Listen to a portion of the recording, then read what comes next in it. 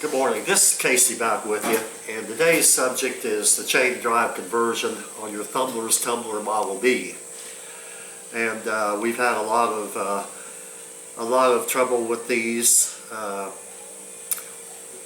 lot of breakdowns. We process a lot of firearms brass and such, and this is we're going to take you through to the chain drive conversion. That will be tomorrow's video, but today what we're going to do is we're going to give you some of the finer points on keeping your Thumblers Tumbler Model B in trim and keep it running right. So I tell you what, we're going to show you some of the things that we have gone through, and here's one for instance. Here's the countershaft pulley. And it's all plastic, and the shaft that it is pressed on was not splined, nor did it have any striations on it, and you can see where it has been cracked and it was spinning on the counter shaft. So that's one flaw. The next flaw is the belts. Here's the original belt. You can see this belt here where it has been eaten out from the driver pulley, and I feel like that the driver pulley, being that it's aluminum, it acts like a heat sink from the heat from the motor. So if it does stop, being that the motor is thermally protected, it will stop when it overheats. When it comes back on again, it will spin because it's hot. So that's another thing. Also, the aftermarket belts that you get, they eventually break.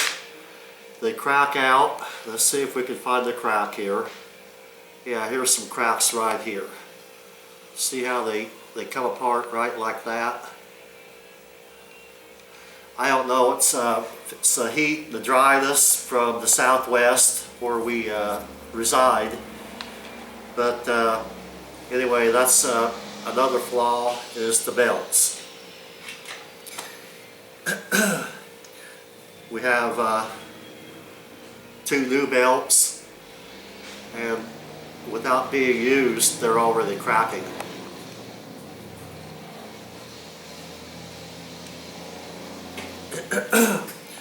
So we experimented around. I got a couple of sprockets from an office machine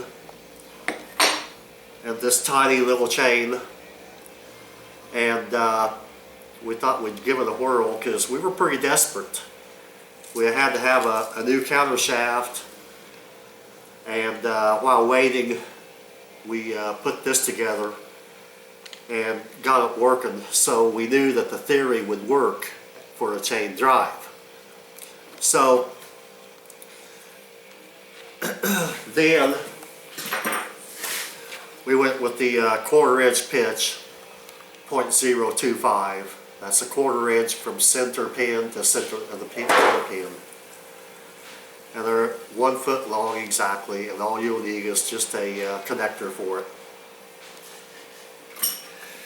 Okay, next, let's start off with the drum.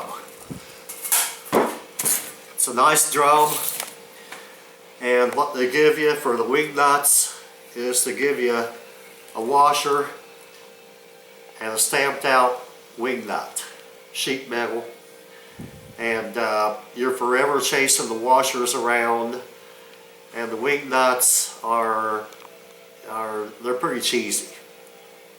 So we did away with them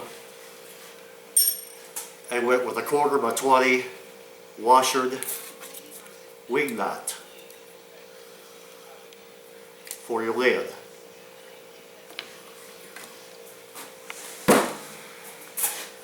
Also, I might want to point out, whenever you're dumping and doing a clean out on these, you want to be kind of careful about getting water in between your rubber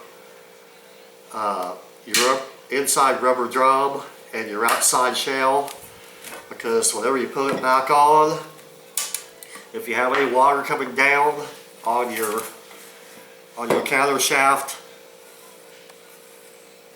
it will slip and it will build a glaze on there, and it will take forever to get everything dried out. So that's another thing you want to look out for. You want to keep the water out of in between your inner rubber and your outer steel shell. Also, the rubber gaskets that come with it, they'll eventually get hard. I'm going to show you what you can do on your own without having to buy one. And we take you can take a 1120 truck tire inner tube, cut a piece of it out, and take an old lid,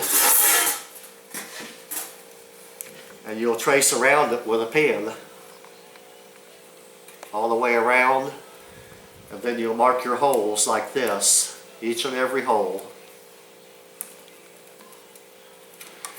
and then cut it out with a pair of scissors.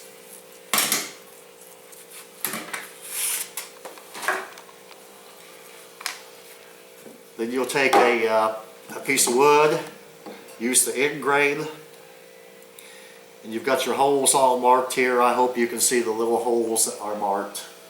There's 6 of them.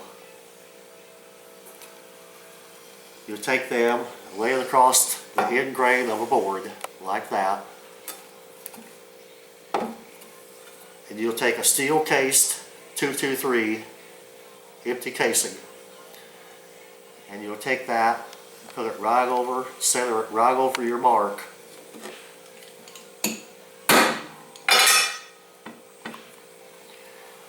And you've got a nice neat hole. That's all you have to do for a new gasket for your lid.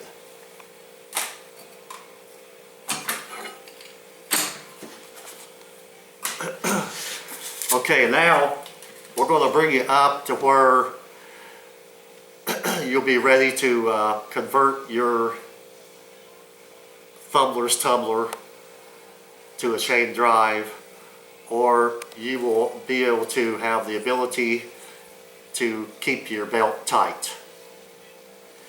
So first of all, what we'll do is I'm going to we'll take your counter shaft off.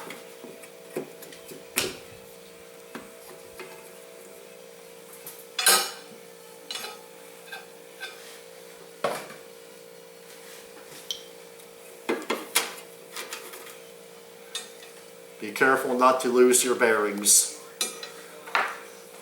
You notice I've got handles on this so I can pick it up.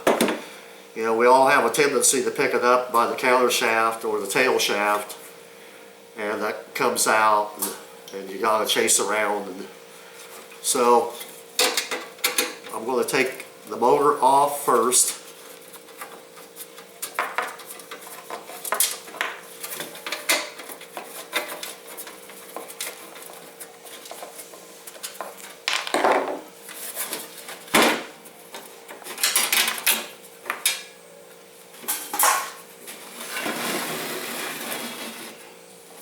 Now, you take a 5/16 nut driver,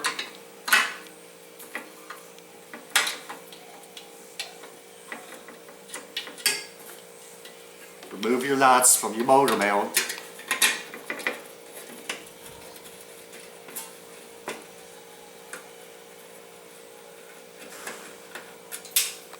and remove your motor. Set it aside.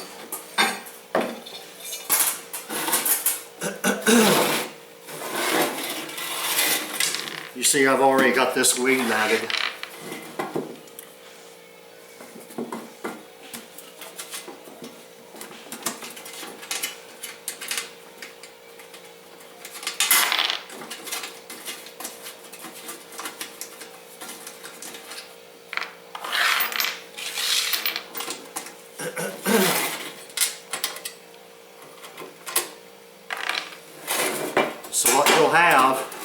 take your motor off, you'll have 3 spot welds right here. So you'll want to take a center punch and get it as closely to the middle of the 3 spot welds as you can, and then you'll take an 1/8 inch drill bit, drill it out, and then drill it out to a 1/4 inch. And this will allow you to take the motor mount off of the undercarriage. We'll call this the undercarriage. Then I've already got this all slotted. You can take either a rat tail file or a square file and slot this out about 3/4 of an inch.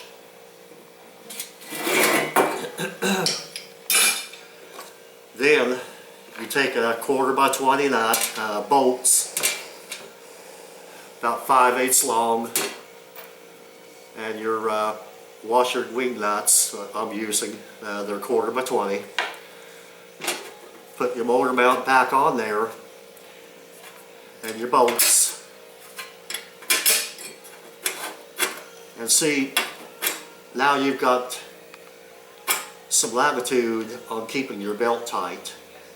And if that's all you want to do, you can stop right now. But right now you're all set up to do your chain drive conversion. In tomorrow's video, we're going to give you all the part numbers. We got all of our parts from McMaster Car, and for less than $100 you can make your chain drive conversion, and it's very easy. You'll never have to worry about leaving this unattended and worried about it stopping on you.